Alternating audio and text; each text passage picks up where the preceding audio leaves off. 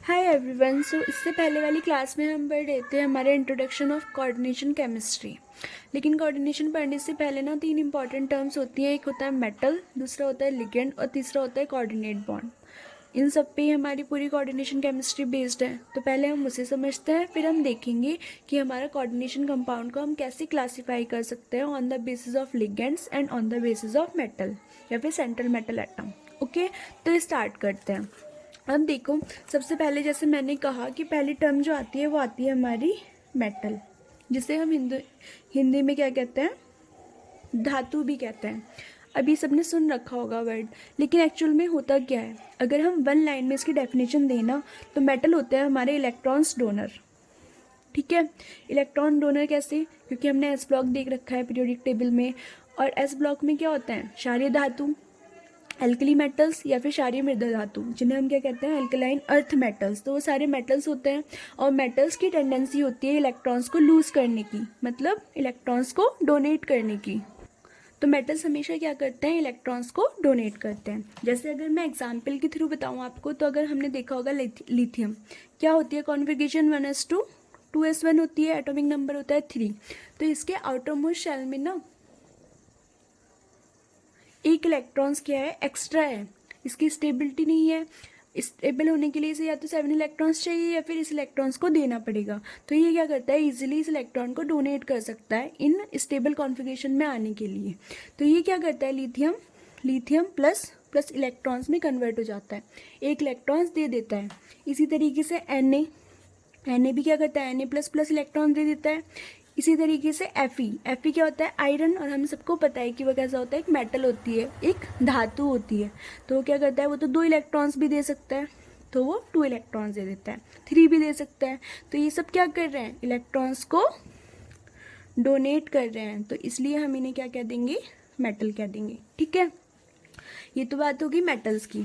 अब मेटल्स देखो क्या हुआ, मेटल्स ने अपने इलेक्ट्रॉन्स दे दिए, मेटल हमेशा इलेक्ट्रॉन्स देगा। तो जब इसने इलेक्ट्रॉन्स को दे दिए हैं, चाहे वो लिथियम प्लस हो, चाहे वो Na प्लस हो, या फिर Fe+2 हो, या Fe+3 हो, या Cu+2 हो, ये सब क्या है, या फिर मान लो Ag क्या होता है, सिल्वर होता है, Ag+ हो, Au3+ हो, तो इन सब के ऊपर आ गया हमारा पॉजिटिव चार्ज। और हमें पता है कि पॉजिटिव चार्ज का मतलब क्या होता है, इलेक्ट्रॉन्स की कमी, इलेक्ट्रॉन्स डेफिशिएंट। जब भी अपने इलेक्ट्रॉन्स किसी को दे देंगे तो ये अपने न्यूट्रल स्टेट से तो हट जाएंगे ना, इनके ऊपर कैसा चार्ज आ जाएगा, पॉजिटिव चार्ज। तो उस पॉजिटिव चार्ज आने की वजह से ये सब क्या होते हैं, हमारे इलेक्ट्रॉन डेफिशिएंट। ठीक है, तो जितने भी हमारे ये मेटल्स आयन हैं, हम मेटल आयंस लिख सकते हैं, वो सब हमारे क्या है, इलेक्ट्रॉन डेफिशिएंट है। क्योंकि हमें पता है कि जब भी पॉजिटिव चार्ज होता है वहाँ पे क्या होती है, इलेक्ट्रॉन्स की कमी होती है। तो ये सारे हो गए हमारे इलेक्ट्रॉन डेफिशिएंट।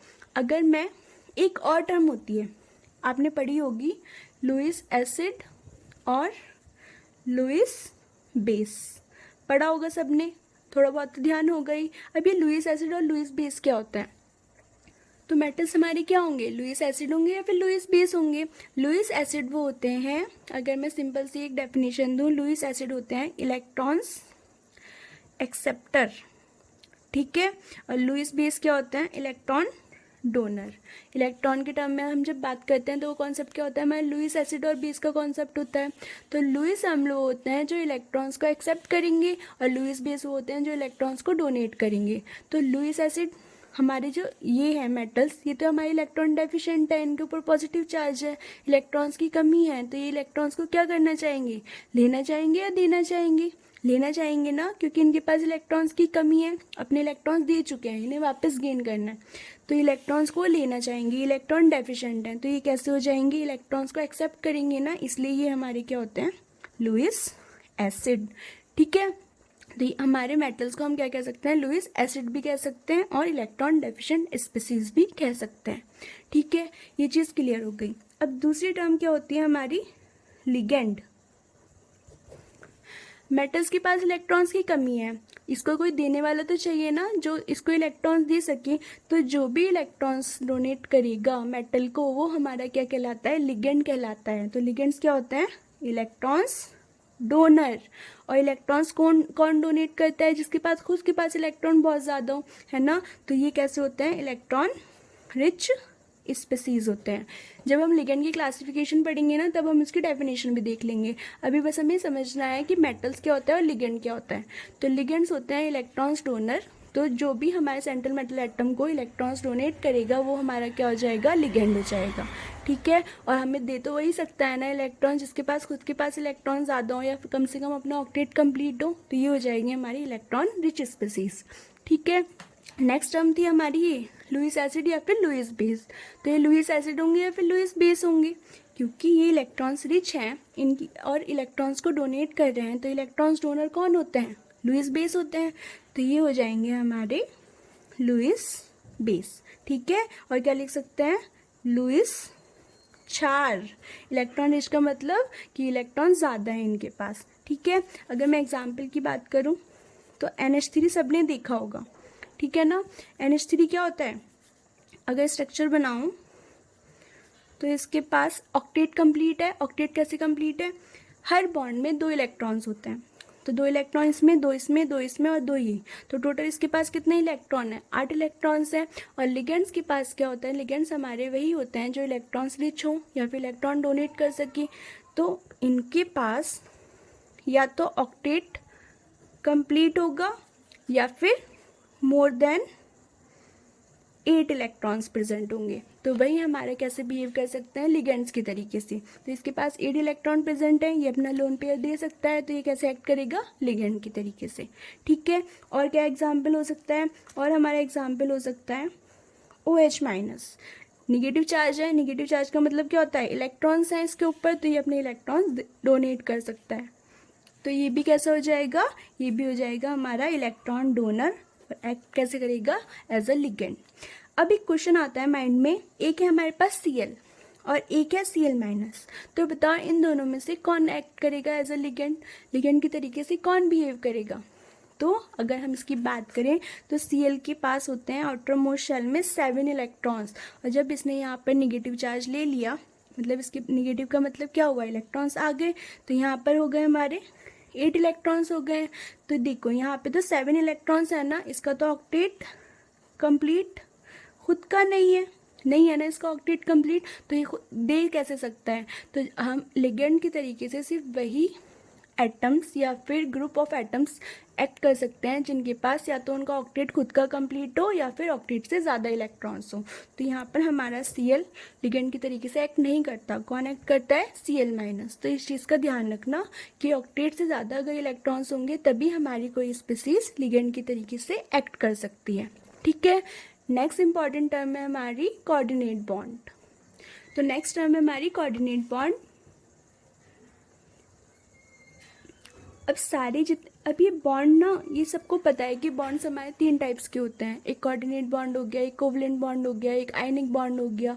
लेकिन ये सब अलग अलग तरीके से क्यों हैं, तो इसके लिए अगर मैं आपको शॉर्ट इसका समझाना चाहूँ तो यहाँ होता है हमारा S ब्लॉक, है ना, यहाँ होता है D ब्लॉक और यहाँ होता है हमारा P block. Main block elements कौन कौन से होते हैं, S ब्लॉक होते हैं और P ब्लॉक होते हैं।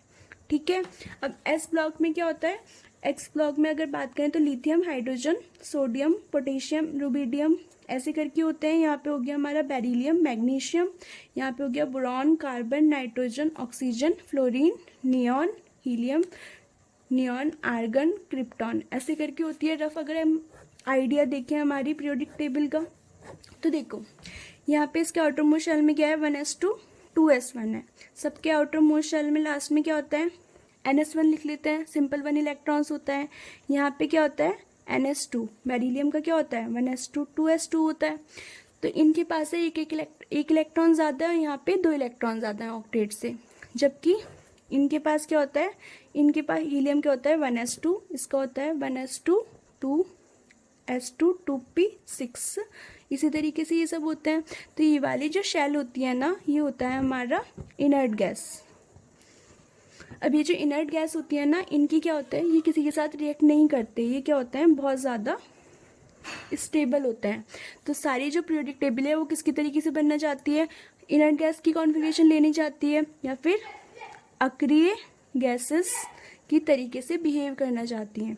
तो इसके पास आउटरमोस्ट शेल में एक इलेक्ट्रॉन ज़्यादा है, तो ये इलेक्ट्रॉन्स लूज़ करके कहाँ पहुँच सकता है, हीलियम की कॉन्फ़िगरेशन में पहुँच सकता है, या फिर जो सोडियम है वो अगर एक इलेक्ट्रॉन लूज़ कर देगा तो कहाँ पहुँच जाएगा, नियॉन की कॉन्फ़िगरेशन में पहुँच जाएगा। तो ये सब क्या करते हैं, अपने इलेक्ट्रॉन्स को दे देते हैं, जैसे अभी हमने देखा था लिथियम प्लस प्लस इलेक्ट्रॉन्स।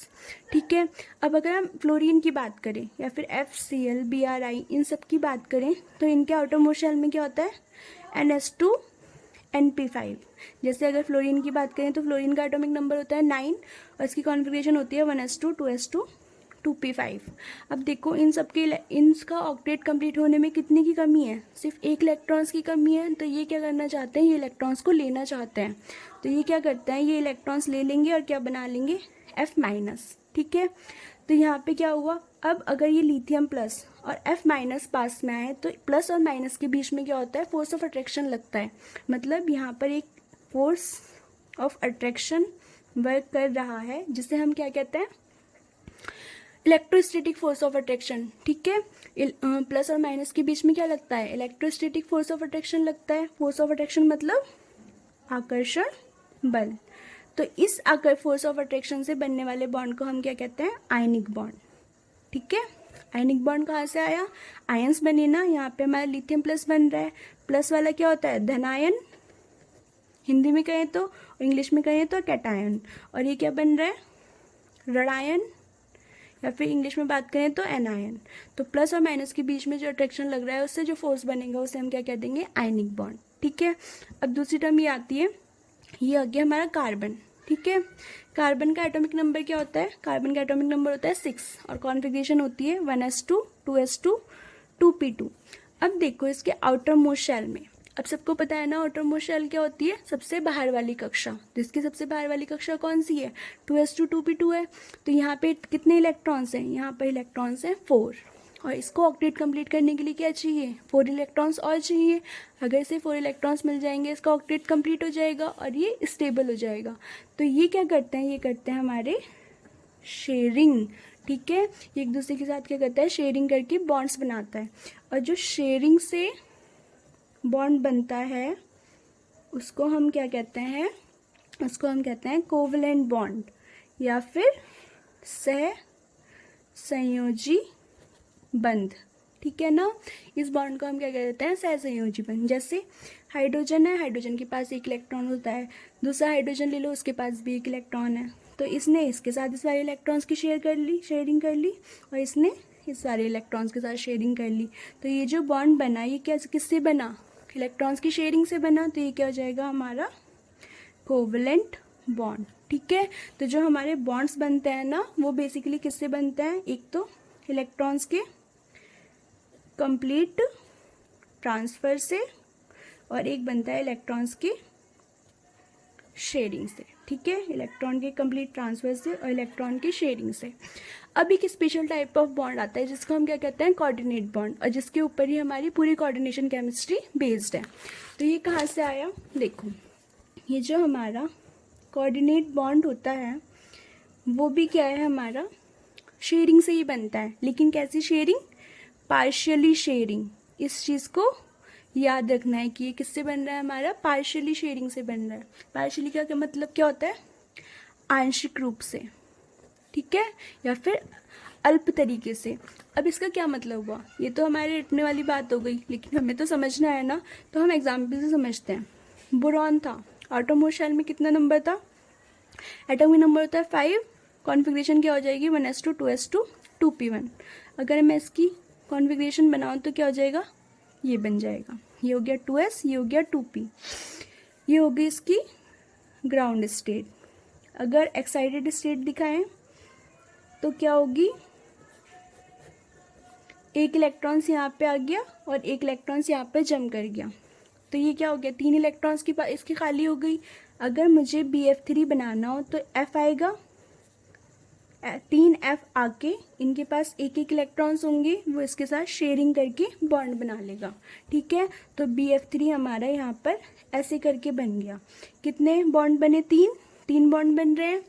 और कितने इलेक्ट्रॉन्स हैं इसके पास, 6 इलेक्ट्रॉन्स हैं। मतलब बॉन्ड बनने के बाद भी इसका ऑक्टेट कंप्लीट नहीं है, इसके पास अभी भी इलेक्ट्रॉन्स की कमी है, ऑक्टेट कंप्लीट नहीं है। तो यहाँ पे एक तो हो गया हमारा BF3 और इसके पास क्या है, ये हमारा p ऑर्बिटल है ना, और ये कैसा है, वैकेंट है। वैकेंट का मतलब क्या होता है, खाली, खाली p ऑर्बिटल प्रेजेंट है।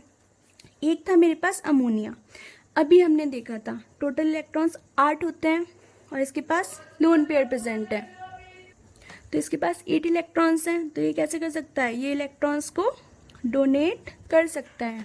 तो ये क्या करता है, ये जो अपने इलेक्ट्रॉन्स है ना NH3, अपने ये लोन पेयर जो हमारा BF3 था ना, उसके पास वैकेंट ऑर्बिटल था, तो उसके वैकेंट ऑर्बिटल में क्या करा देता है, शेयर करा देता है। अभी शेयर कैसे कराता है, मतलब बिल्कुल ऐसे समझ लो जैसे आपको कोई फ्रेंड है, उसके पास पैसे नहीं है बुक खरीदने के लिए, तो आपने उसे अपनी बुक्स कुछ टाइम के लिए उसे दे दी, पार्शियली शेयरिंग कर रहे हो, कंप्लीट ट्रांसफ़र तो नहीं कर रहे ना, मतलब उसे अपनी बुक कम्प्लीटली दे तो नहीं दी है ना, रहेगी तो वह आपकी।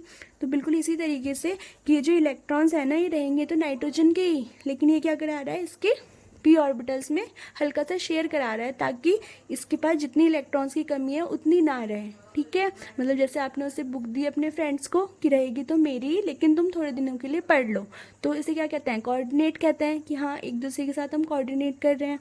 तो इस बॉन्ड को भी हम क्या कह देते हैं, कोऑर्डिनेशन बॉन्ड, जिसमें इलेक्ट्रॉन्स तो हमारे इसके ही रहते हैं, लेकिन ये क्या करता है, दूसरे को इलेक्ट्रॉन्स अपने पार्शियली शेयर करा देता है। तो इस टाइप से बनने वाले बॉन्ड को हम क्या कहते हैं, कोऑर्डिनेशन बॉन्ड। ठीक है, तो ये थे हमारे 3 टर्म्स। एक मेटल जो कि इलेक्ट्रॉन डेफिशिएंट होगा क्योंकि वो अपने इलेक्ट्रॉन्स पहले ही दे चुका है ना। दूसरा लिगेंड जो उसको इलेक्ट्रॉन्स अपने डोनेट कराएगा, तो वो इलेक्ट्रॉन्स रिच हो जाएगा। तीसरा कोऑर्डिनेट बॉन्ड, तो जब हमारा कोई लिगेंड होगा जिसके पास होंगे इलेक्ट्रॉन्स, और कोई हमारा मेटल होगा जिसके पास होगा वैकेंट ऑर्बिटल, मतलब वैकेंट ऑर्बिटल होगा तभी तो वो इलेक्ट्रॉन्स को ले पाएगा, इलेक्ट्रॉन्स की कमी है उसमें, इलेक्ट्रॉन्स चले गए ना ऑर्बिटल छोड़ के, तो वहाँ पे क्या होगा, हमारा वैकेंट ऑर्बिटल। और जब ये इलेक्ट्रॉन्स इस ऑर्बिटल में जाएंगे तो इस बॉन्ड को हम क्या कह देते हैं, कोऑर्डिनेट बॉन्ड। ठीक है, इसको हमने कह दिया कोऑर्डिनेट बॉन्ड। अब इस कोऑर्डिनेट और इससे जो हमारे कंपाउंड्स बनेंगे, इस टाइप की बॉन्डिंग से जो हमें कंपाउंड बनेंगे, उसे हम क्या कहते हैं, कोऑर्डिनेशन कंपाउंड्स। अब जो लिगेंड्स हैं ना और मेटल्स हैं, उनके बेसिस में हमारे कोऑर्डिनेशन कंपाउंड भी डिफरेंट टाइप्स के होते हैं। तो अब हम पढ़ेंगे उनकी क्लासिफिकेशन। तो इस वाले पोर्शन के आप नोट्स बना लेना, लिगेंड्स और मेटल्स के नोट्स आगे वाली क्लास में मैं आपको बनवा दूंगी। ठीक है, तो ये हमारी coordination compound can be classified as, अगर हम लिगेंड के बेसिस पे देखें तो ये 2 टाइप्स के होते हैं, एक होमोलैप्टिक कॉम्प्लेक्सेस और दूसरे हेट्रोलैप्टिक कॉम्प्लेक्सेस। बारी बारी पढ़ना स्टार्ट करते हैं। Homolaptic complexes, when the coordination center is bound to only one type of electrons pair donating ligand group, a similar type of ligands, the coordination complexes are known as homolaptic complexes. क्या मतलब हुआ इसका, जब हमारा कोई coordination compound बन रहा है तो उसमें एक मेटल होगा और लिगेंड्स प्रेजेंट होंगे। तो अगर जो हमारा मेटल है उसको, उससे जो भी लिगेंड्स जुड़े हुए हैं वो सारे एक टाइप के हैं। ठीक है, तो उस टाइप के कंपाउंड को हम क्या कह देंगे, होमोलैप्टिक कॉम्प्लेक्सेस। जैसे यहाँ की बात करते हैं, देखो यहाँ हमारा Cu कॉपर क्या हो गया, कॉपर हमारा मेटल होता है, Cn माइनस है चार्ज, तो इलेक्ट्रॉन्स दे सकता है, इसे हम क्या कहते हैं, साइनाइड आयंस। तो यहाँ पे क्या है, 4 साइनाइड आयन प्रेजेंट है, चारों साइनाइड ही आयन है ना, तो चारों क्या कर रहे हैं, नाइट्रोजन से ही डोनेट करेंगे।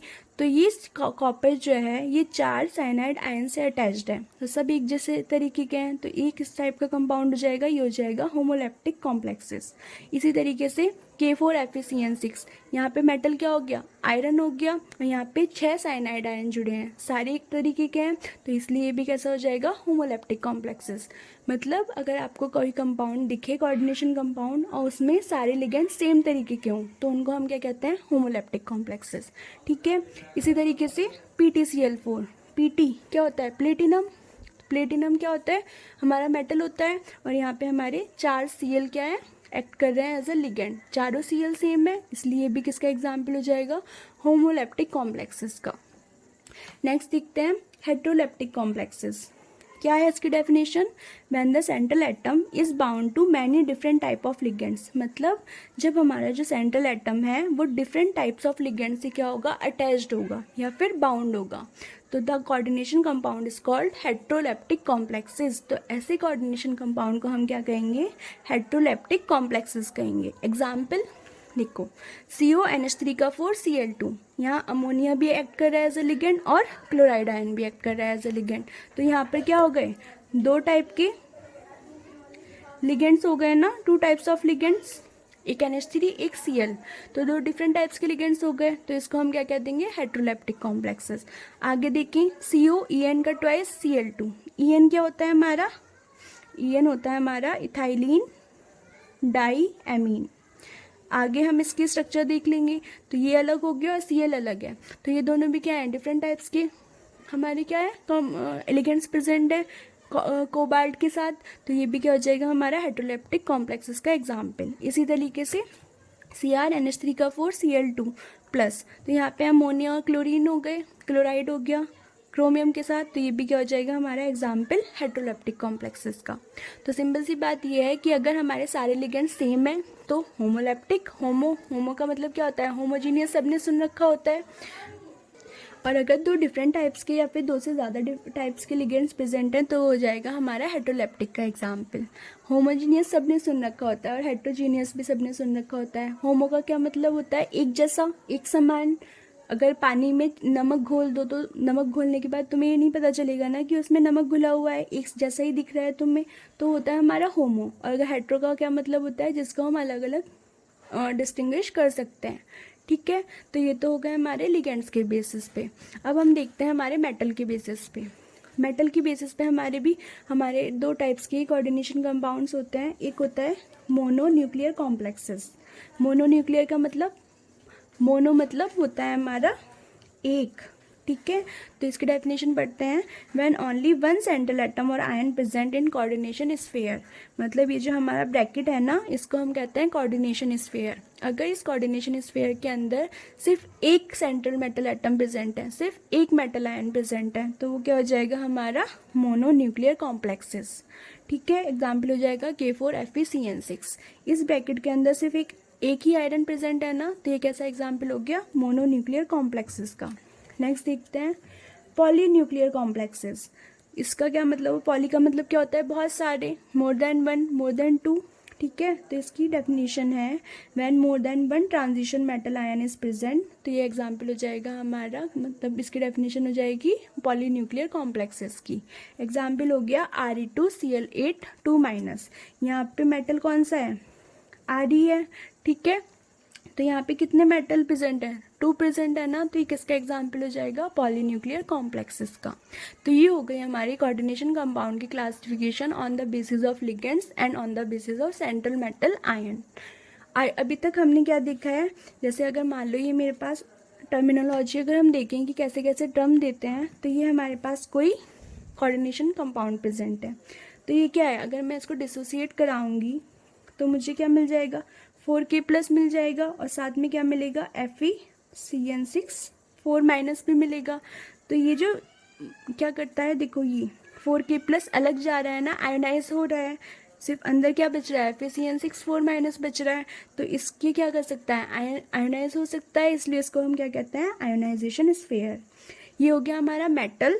CN क्या है? हमारे लिगेंड्स हैं, क्योंकि इलेक्ट्रॉन्स डोनेट कर रहे हैं, तो ये हो गया हमारे लिगेंड्स। इस पूरे ब्रैकेट के अंदर जो पार्ट है उसे हम क्या कहते हैं? Complexes compound. और ये जो हमारा ब्रैकेट होता है इसको हम कहते हैं कोऑर्डिनेशन स्फीयर। ठीक है, और ये जो हमारा नंबर है, मतलब जितने भी लिगेंड्स हमारे मेटल एटम से अटैच्ड हैं, वो नंबर क्या कहलाता है? हमारा कोऑर्डिनेशन नंबर। कि मतलब जो हमारा मेटल है उससे कितने लिगेंड्स क्या हो रहे हैं? अटैच्ड हो रहे हैं, वही क्या होता है? हमारा कोऑर्डिनेशन नंबर। इन सब चीज़ों को हम नेक्स्ट क्लास में अच्छे से डिटेल में पढ़ेंगे।